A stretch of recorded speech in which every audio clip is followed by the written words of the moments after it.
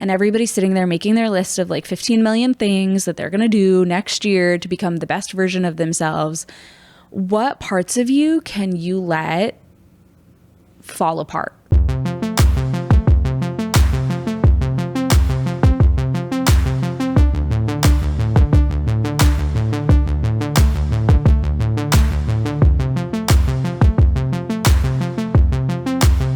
Welcome to season 2 of the Head of the Table podcast. I'm so excited you're here. I'm Nora Riddle. I'm your host. I'm a former policy advisor, former chief of staff in corporate America, and your advisor on all things leadership. And I'm recording this January 30th, so the Christmas mug is still out. Oh my God, I said January. How embarrassing. December 30th. I grew up in a household where January 1 was the moment you like put away all the Christmas decor, Christmas mugs, and you bet in 2025, we're going to hold on to Christmas a little bit longer because it's kind of been a wild ride this year. And that brings us to our topic for this episode of The Head of the Table. And that is letting it all fall apart. I know a lot of times in our life we really want to hold on to things because it gives us discipline, structure, control. But sometimes that's just our way of holding on to what we know and preventing us from moving forward. And I learned this lesson kind of in the silliest way possible. I learned it in a lot of ways in 2025, but the reason this episode came to me and why I wanted to talk about this was Vlogmas. And if you don't know what Vlogmas is, it is basically vlogging every single day in December. Some people do it to like January 1st or December 25th. I keep trying to like bring us to January. I must like really be ready for 2026 at this point. I was doing Vlogmas for the first time. I was so excited. The idea came to me. I thought, oh my God, it must be meant to be. My life coach has kind of done it for several years, and she's always talked about how it's such like a fun experience. And I thought, ooh, maybe I'll do it too. And I started, and I was so excited, and I was having a blast. We got like snow in DC. I had all these fun things I was doing. And then like halfway through December, I just like didn't want to do it anymore. I was over it. I was like, never mind. This is a terrible idea. I'm not having any fun. I'm tired. I don't want to edit anymore. And like my days got a little monotonous. And so I was just like, hi, it's me feeding my dog once again. I was like, who wants to watch this stuff? I was like getting bored editing it. And like, that's my number one rule is like, if I'm bored editing it, oh no. Like who wants to watch it? If I can't even watch myself, nobody else is going to watch this. But I decided to just stop. I decided to let it go, let it fall apart. And I think a lot of times in our life, we get really excited by an idea and we want to go for it. And we assume that means it's like our golden ticket. That's our perfect opportunity to get exactly what we want. And we get so focused on what we want and like the end goal. And in my mind, I thought, Vlogmas. Oh my God, I'm going to get all these followers. Everything's going to be amazing. I'm going to have all these people listen to my podcast and I'm just going to get famous overnight. And then I kind of got bored because I took myself out of the experience of just being, out of the experience of like working towards a goal in a really fun way and just being in the fun. And when I didn't get that end result and I actually had my views go down, not only did that like activate my subconscious brain to be like, oh God, we need like control. We have to do something here. But I also lost the spark. I lost the magic of what I was initially doing. And so I just kind of had to let it all fall apart. And the minute I let it fall apart, the minute I just completely changed my content, did whatever inspired me, had fun, not only did my views go back up, but I felt excited to film content again. And when you are doing any sort of content creation, podcasts, TikToks, maybe you have a TV show, whatever it is, like having that inspiration is really important because otherwise, like not only does it show up in the camera, but also it's like you're not having fun. And I understand that there are elements to every job that maybe aren't as fun or as enjoyable. But if the primary element of your job is not fun or enjoyable, oh my gosh, are the days long and hard. And so as you're listening to this in January of 2026, I want to encourage you to, instead of starting off the year and thinking of how can we be super disciplined, like I'm going to work out 5 times a week, or I'm going to eat this like very strict diet, or I'm going to, decide to like post a video every single day, no matter what. I encourage you to see what in your life you can kind of let fall apart, what you can let go and release to make space for something else. And I really encourage you to do this because as I was kind of on TikTok the other day, earlier this morning, I noticed the like trend of your 2025 like vision board versus what happened. And I'm going to do this trend, but it's going to be really funny because it's going to be like what I wanted to happen. Literally the complete opposite. Like if you look at my vision board, it's like me at the UN, and I'm like me on my couch. It's just completely different. And different doesn't necessarily mean bad, but I think sometimes we get so focused on that end goal.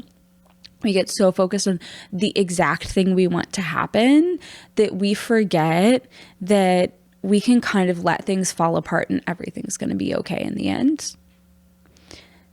And if you had an experience like I did for 2025, where you started out being like, okay, so I'm going to travel and I'm going to get this many points and I'm going to do this. And I'm, I have this like one objective of, speaking somewhere for my career, or I really want to get promoted or whatever. And it just like 180, like the absolute opposite happened. Like you were so excited to get promoted to like a manager and then you like got laid off. Let it fall apart. That doesn't mean it's easy. That doesn't mean that you are going to be excited throughout the entire process.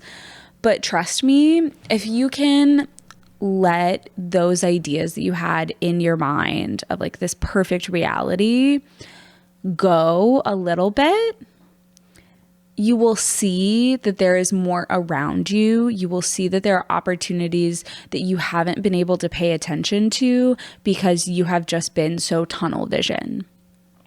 And particularly for those who are professionals right now, maybe you're coming out of college, maybe you're in college, maybe you're getting your master's, or you're just a professional that's a couple of years into their career, you're a little bit more junior, and you aren't seeing where to go in your career next because of the economy, because of whatever, lack of opportunities at the position you're in, I would encourage you to kind of let it fall apart. Let the dream that you had in your mind fall apart and just create space for more. When I think about how I started 2025, I had this very clear idea of like everything I was focused on or I was worried about was in my relationship, whether it was like with my friends or with my loved ones. I was, worried about my financial goals. I was worried about all of these things. And it's so funny because through this process, I have discovered as a business owner, as a podcaster, the number one people that have been behind me are my friends and my fiance. Like ride or die. They're just like, tell me the name of the podcast. I'll like it. They're like, I'll just put these podcasts on repeat in the background while I'm working so that you get more views. Like I have had those people so behind me. And if I think about my financial goals, I have not met them at all. Hilariously. Like I don't make a lot of money right now. And so while I do not have all of this money that I was planning on having, I do have financial stability. I do know that my home is taken care of. I do know that I can fall back on myself and things will be okay. I do know that I am supported by those around me. And it's funny because this really makes me think of the movie Under the Tuscan Sun. And I think I've talked about this before on this podcast. If I haven't, you should go watch the movie, especially if you're in a place where you're like, oh my God, everything's falling apart and I hate my life. And oh my God, what am I going to do with 2026? Go watch Under the Tuscan Sun, because her life falls apart. And throughout that process, she talks about all these things that she wants. She wants a marriage. She wants a baby, like a family. She wants to be surrounded by friends. She wants to like have inspiration and successfully write her next book. And when she starts the movie, she is like, finds out her husband of many, many years is cheating on her. I'm not ruining anything, I promise. But her life kind of implodes and she decides to like buy a villa in Tuscany. And everyone in the town is like, oh my God, why is this like random American woman from Chicago doing this? And like, it's so funny because throughout that journey, she does ultimately end up getting everything that she wanted, but in a very, very different way than she thought she would. And I think that's really my 2025 of like, you know, I wanted to show up for to show up in friendships. And I ended up having friends support me in ways that I literally never thought that they would. I love you guys. You're so amazing. I ended up having a fiance I started the year with a boyfriend and now I have a fiance. And every step of the way, he has been more than supportive. I have had coworkers that have become close friends. I have had people at every stage of my career show up for me, whether physically on this podcast or just following along or liking every LinkedIn post that I have. And so when you are in this place of feeling like, I don't know where I'm going, I don't know what's next, and all you can think to do, whether consciously or subconsciously, is cling to what you have and just stick to the plan, stick to the discipline, that doesn't always get you what you need. When I started Vlogmas, I was so excited. I was getting all these views and I just like every single day. And then I hit a point where like, it just wasn't serving me anymore. And through letting it go, I could really take a step back and reflect and think, what do I really want my social media content to be? And really at its core, I want it to be about my journey in my career. I want it to be about women's rights. I want it to be about, you know, advocating for other people, supporting other people. And I want it to be about who I am as a person so that you can get to know me a little bit better.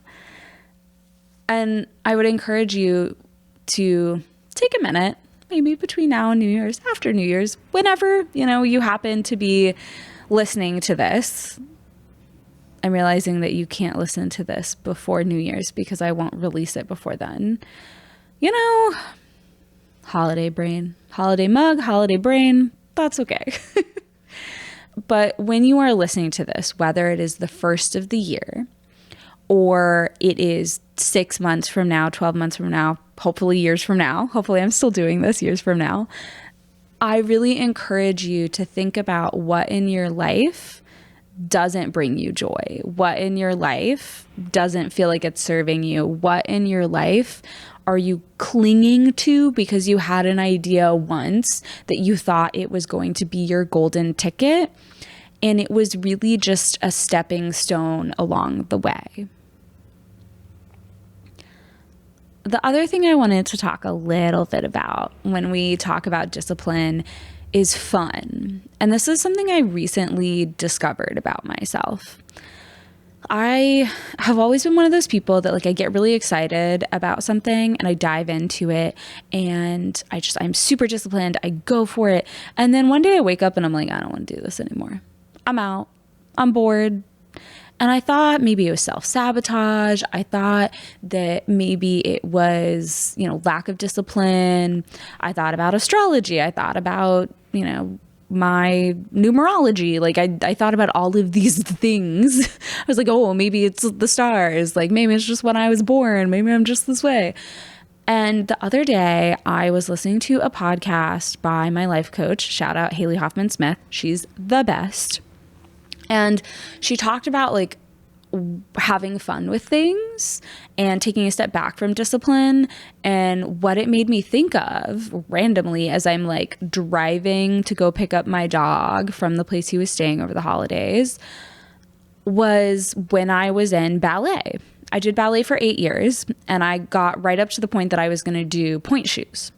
And I was so excited. I was like, oh my God, I'm going to do it. I'm so good.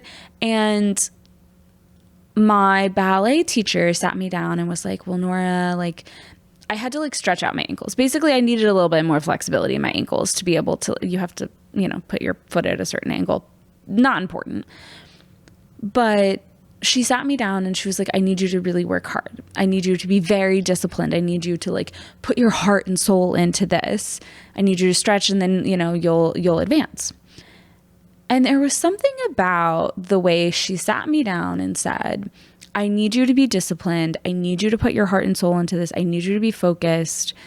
That implied I hadn't been doing that for 8 years, when I would basically dance like an hour to 2 hours, like 2-3 times a week, maybe more.